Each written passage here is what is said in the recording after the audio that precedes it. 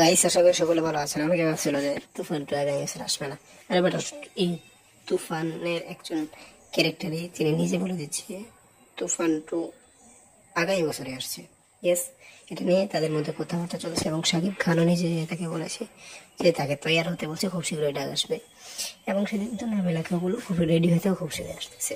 তিনি বললেন বিরাট চমক আছে, মানে সাংবাদিক প্রশ্নগুলো আপনাদের ফেস অফ তো এইভাবে দেখালো না, কত রেডি থাকো, বড় একটা ফেস অফ দেখা যাবে আমাদের, এই কথা তিনি বলেছেন।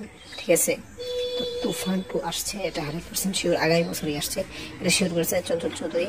আবার যে ইন্টারভিউটা দিয়েছে ওই ইন্টারভিউটা আমি লিঙ্ক আপনাদের কমেন্ট বক্সে পেন্ট করে দিয়ে দেবো, অবশ্যই দেখতে পারেন এবং ডিসক্রিপশন বক্সেও আমি এই লিঙ্কটা দিয়ে দেবো, সেখানে আপনারা বিস্তারিত জানতে পারবেন চঞ্চল চৌধুরী কী বলেছে।